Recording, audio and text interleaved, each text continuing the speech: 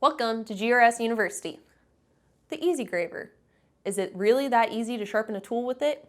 Well, judge it for yourself. We're going to show you how to sharpen a 105. Well, I have a wonderful electronic invention I want you to see. It looks something like this.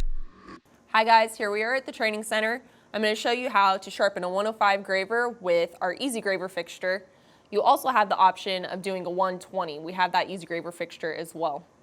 So the nice thing about our EasyGraver fixtures is that it eliminates the need for geometry, and it also allows you to make easy, consistent, repeatable grinds with it. So to start off, you have 5 holes here. They're all labeled. The 2 here at the top have a reshape. You have your hole for the face, and then you also have these 2 bottom holes for your heel. And then you have your locating tab here at the top. You can change that to whichever side you want. All you have to do is unscrew the bottom and then move this part of your fixture.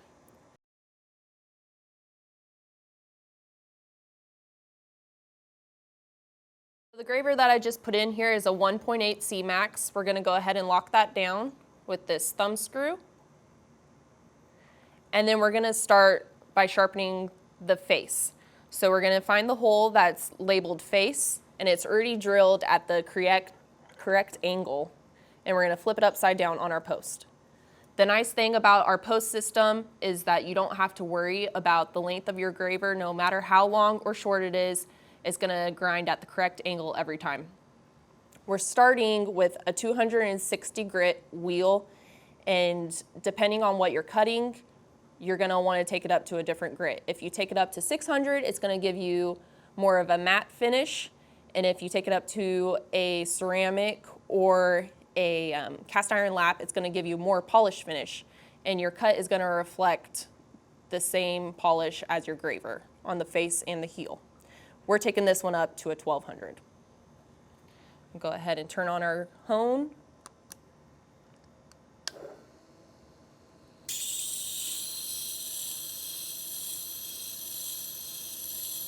And you want to move around on your wheel so that you don't put a deep line in one part of your wheel. It'll just help you to maximize the life of your wheels.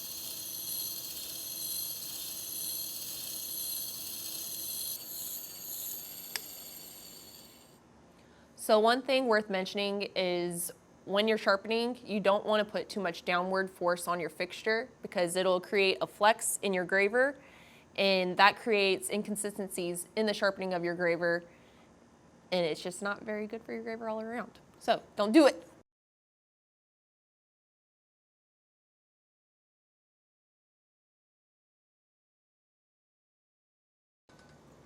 Okay, so we just finished sharpening on the 1200 grit wheel. Now we're going to move on to our reshape, which is these 2 holes at the front of the fixture. The reshape is going to give you the basic geometry on the bottom of your graver and is essentially a one-time step as long as you take back the reshape far enough. When you need to sharpen your graver in the future, all you'll have to do is throw on your heel in your face and it'll be quick and easy. So for our first reshape grind, we're going to switch our wheel back to a 260. And we'll take our reshape grinds up to 600 polish. You want your face up, facing up at you, and then your post will come through the reshape hole. And you may notice your graver start to flex on you, so you might put your finger on the tip of the graver, and that'll also help you know to stop if your graver gets too hot. So mine's getting a little warm right now. I'm going to take a little break. Let it cool off, and then we'll go back at it.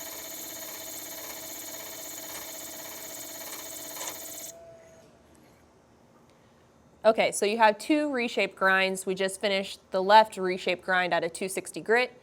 Now we're going to do the right reshape grind at a 260 grit as well, and we'll alternate back and forth until we get up to the 600 polish. One thing that you should be aware of as you're doing your right reshape grind is you want it to come back just as far as your left. And then we'll watch the V shape of your graver tip, and you want the sides of the V to be about the same length. You might have to use your microscope or a loop, some sort of magnification to make sure that they are the same length.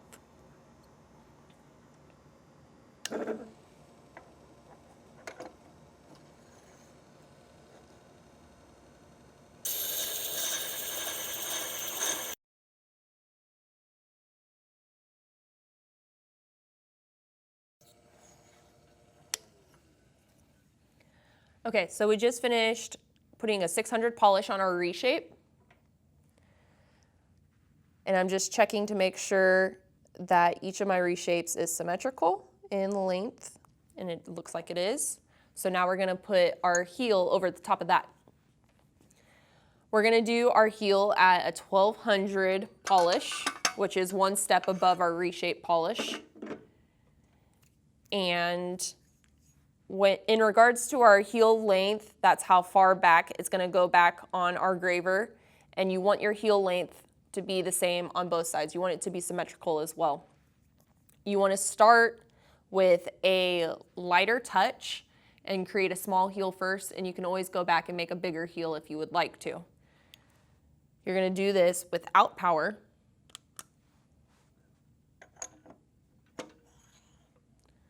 And then just do one stroke, two strokes,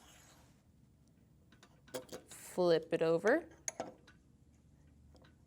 do the same length of stroke and the same number of strokes on the other side.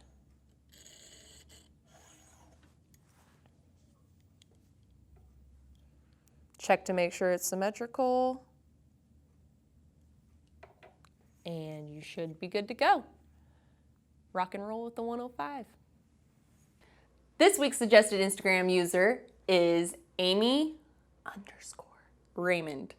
Amy Raymond helps out Diane Scalise here at the training center. She also helps to organize the Pendleton Cattle Barons show, which is usually in May. If you didn't go this last year, you should go next year.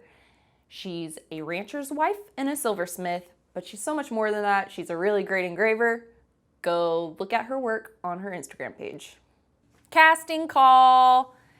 If you want to be our next suggested Instagram user of the week, then tag us at GRS Tools in your next Instagram post. And if you know of someone that we should be following, throw them down in the comments below. Thanks, guys. Thanks for watching. Be sure to check out all of our new videos.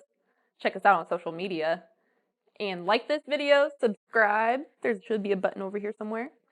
Throw your comments down below and be a part of the conversation. Yeah, thank you.